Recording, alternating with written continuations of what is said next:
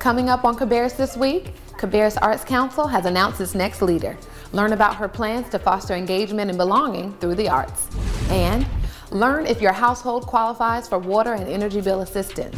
Plus, property owners received tax listing letters a few weeks ago. The tax office shares what they're about and why it's important to complete them by January 31st.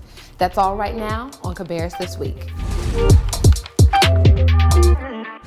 Welcome to Cabarrus This Week, the show that connects you to the people, programs, and events that impact our community. I'm Dominique Clark, and today we're at the galleries inside the historic Cabarrus County Courthouse in downtown Concord. In addition to the galleries, the historic courthouse is home to the Davis Theater and the Cabarrus Arts Council's administrative offices. Back in December, Noelle Rhodes Scott retired after dedicating 21 years to leading the Arts Council. In early January, the board of directors announced Liz Fitzgerald would take on the role of executive director.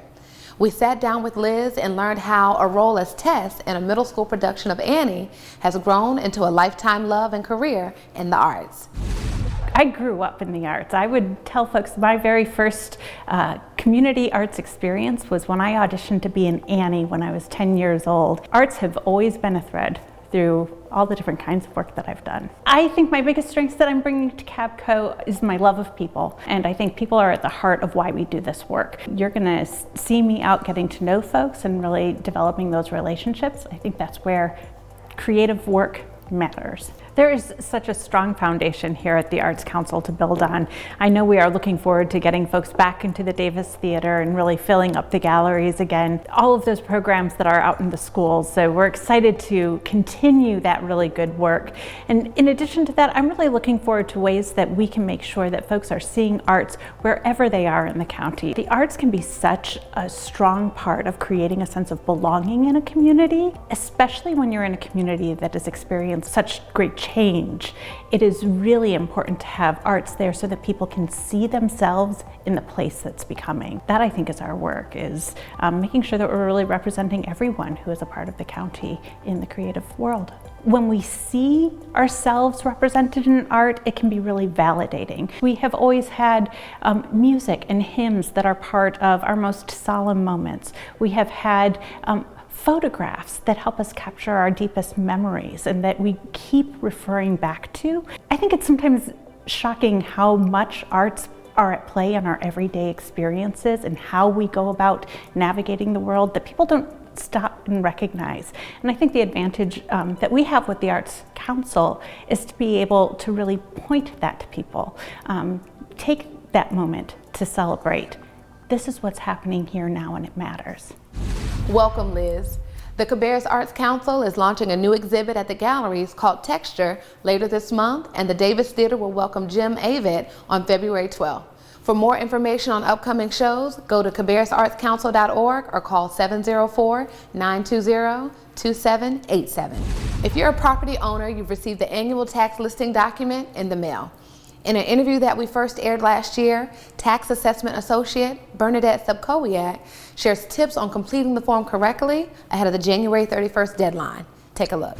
For the annual listing form, when I have taxpayers either come into our office or call me on it, I pretty much go through each of the 7 questions. And to make it a little light, I usually start with the one that everybody laughs at, which is, do you own a helicopter and aircraft in Cabarrus County? Because I think people are very surprised that either A, it's taxable, or that people actually own that kind of property in Cabarrus County. There are 2 questions on the annual letter that affect the vast majority of the people in Cabarrus County. The first one is, did you make any improvements or add any new construction to your property in 2020? That's pretty much related to a lot of people call and say, I added a fence, or I added a room, or I painted a room. They want to know if they need to list that kind of property. And the other question that we get the most are question number 4, do you own any of the following which is kept in Cabarrus County? That's things like boats and boat motors and unregistered vehicles. They call and say they have an old vehicle that's sitting on their property, is it taxable? And